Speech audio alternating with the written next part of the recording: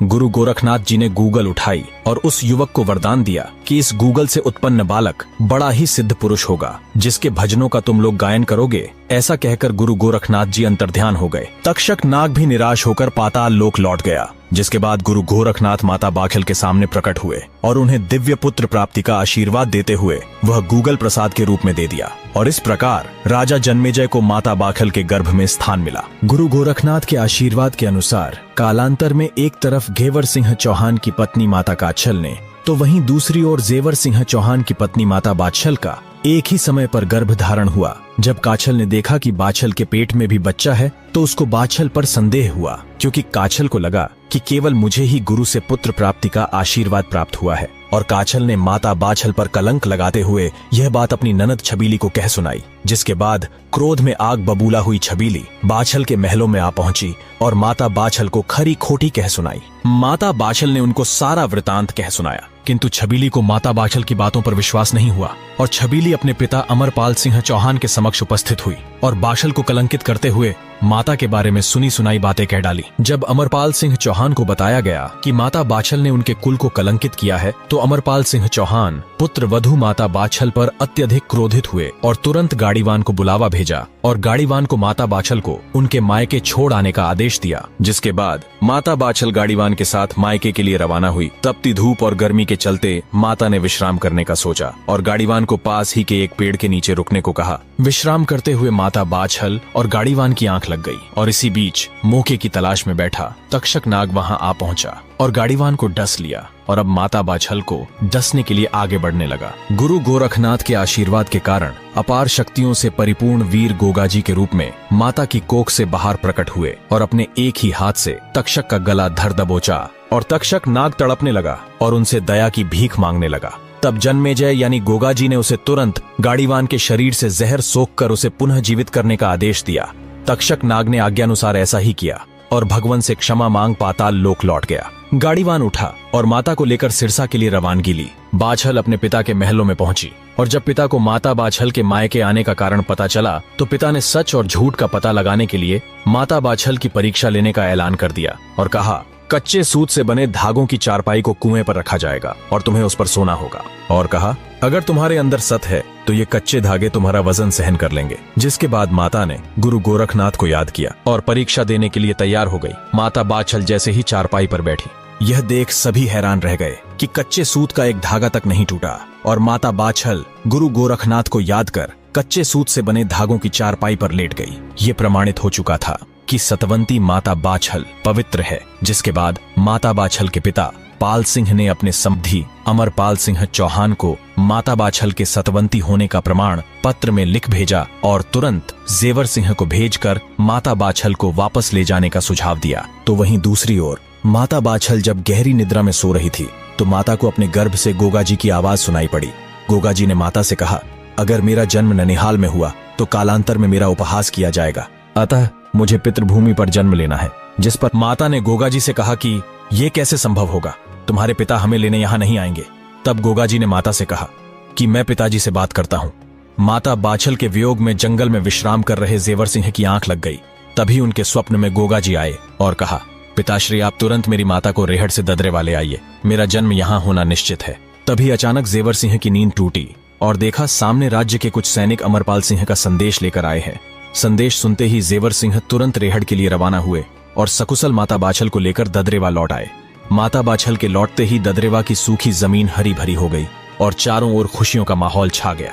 समय बीता और आखिर वो शुभ घड़ी आ ही गई जब गुरु गोरखनाथ के आशीर्वाद के अनुसार भादो सुदी नवमी विक्रम संवत 1003 को माता बाछल की कोख से वीर गोगाजी का जन्म हुआ। तो वहीं दूसरी ओर माता काछल ने अर्जन और सर्जन 2 जुड़वा बच्चों को जन्म दिया। शुभ मुहूर्त में जन्म होने के कारण गोगाजी का भव्य जन्मोत्सव रखा गया। तो वहीं अशुभ मुहूर्त में जन्मे जुड़वा भाइयों की कोई खुशियां नहीं मनाई गई। यह देख माता काछल के मन में गोगाजी के प्रति द्वेष उत्पन्न हुआ और काछल ने सोचा, इसके जन्म लेते ही इसे मेरे बेटों से श्रेष्ठ माना जा रहा है। कल जब ये बालक बड़ा होगा तो मेरे बच्चों के हिस्से का राजपाट भी इसे ही दे दिया जाएगा। काछल किसी भी तरह गोगाजी को रास्ते से हटाने के लिए योजना बनाने लगी। तो वही माता बाछल को काछल के मंसूबे भली भांति ज्ञात थे। माता बाछल और पिता जेवर सिंह गोगाजी को लेकर गुरु गोरखनाथ के पास आ पहुंचे जब गुरु गोरखनाथ ने माता से आने का कारण पूछा तो माता ने गुरु गोरखनाथ से कहा, आप तो सर्वज्ञाता है, मेरे पुत्र को मेरी बहन काछल से खतरा है, अतः जब तक गोगा युवा नहीं हो जाता तब तक आप इसे अपने साथ रख इसे शिक्षा प्रदान करें। गुरु गोरखनाथ ने बालक गोगाजी चौहान को गोद में लिया और अपनी प्रचंड योग शक्तियों से गोगाजी को और भी अधिक शक्तिशाली बना दिया।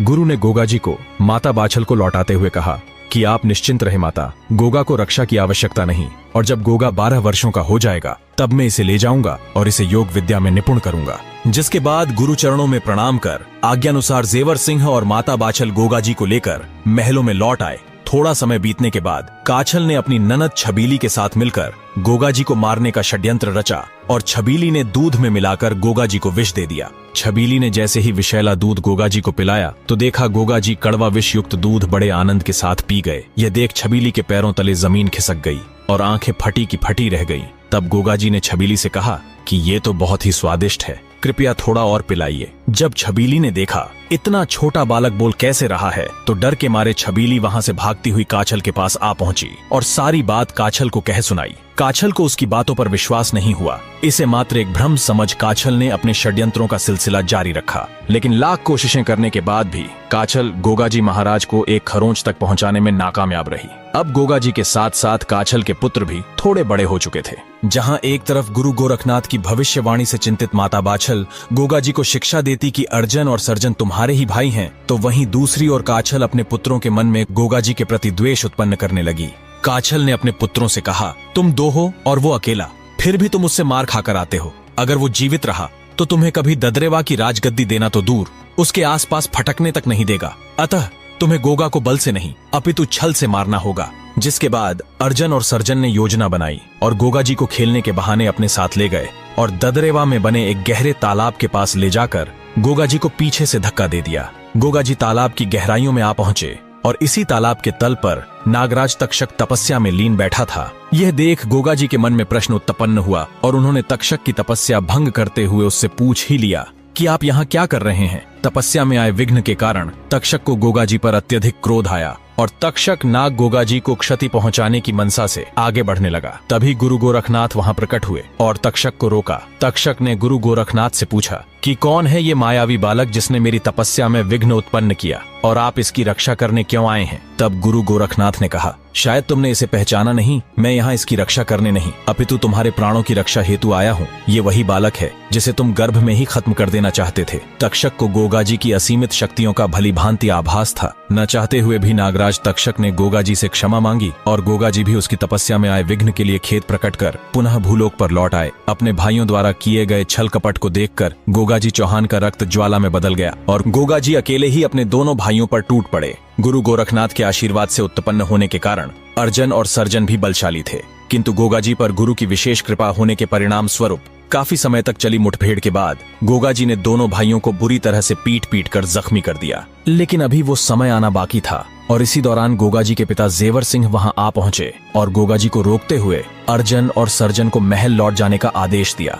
बुरी तरह से जख्मी चोटें खाए दोनों भाई अपनी माता काछल के पास पहुंचे और रोते हुए सारा वृतांत माता को कह सुनाया। जिसके बाद माता काछल घेवर सिंह के पास पहुंची और अपनी चिंता व्यक्त करते हुए उन्हें अमरपाल सिंह चौहान से राज्य के बंटवारे की मांग करने को कहा। जिसके बाद न चाहते हुए भी घेवर सिंह मजबूरन पिता अमरपाल सिंह के समक्ष उपस्थित हुए और अमरपाल सिंह से आधा राज्य उनके पुत्रों को देने की मांग की। चौहान राजवंश में आज से पहले कभी इस प्रकार का बंटवारा नहीं हुआ था, किंतु भविष्य में होने वाली आशंकाओं को देखकर अमरपाल सिंह चौहान बंटवारे के लिए मान गए। लेकिन इसके बदले उन्होंने एक शर्त रखी कि बंटवारा केवल राज्य के शासन का होगा, किंतु रहना सभी को ददरेवा के महलों में ही पड़ेगा। जिसके बाद घेवर सिंह को बंटवारे में सांभर का क्षेत्र सौंप दिया गया और अब गोगाजी का महल से बाहर जाना लगभग प्रतिबंधित कर दिया गया। गोगाजी अपना अधिकतर समय अस्तबल में अपने नीले से बातें करने में गुजार देते। आपको बता दें कि नीला कौन था। जब गुरु गोरखनाथ ने माता बाछल को पुत्र प्राप्ति के लिए गूगल दिया तो दयालु माता बाछल ने उसका कुछ हिस्सा अपनी घोड़ी को खिला दिया, क्योंकि वह घोड़ी भी निसंतान थी।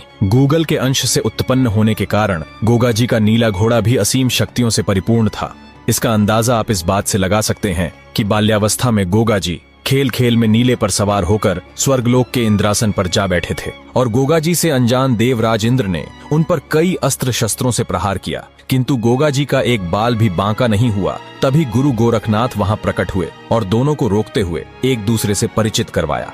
जिसके बाद गुरु की आज्ञा का पालन करते हुए गोगाजी पुनः महलों में लौट आए। इसी दौरान गोगाजी अब 12 वर्षों के हो चुके थे और गुरु गोरखनाथ माता बाछल और जेवर सिंह को दिए वचन अनुसार गोगाजी को योग सिद्धियों में परिपूर्ण करने के लिए अपने साथ ले गए। कई वर्षों की कठिन साधना के बाद गुरु से शिक्षा प्राप्त कर गोगाजी पुनः ददरेवा के महलों में लौट आए।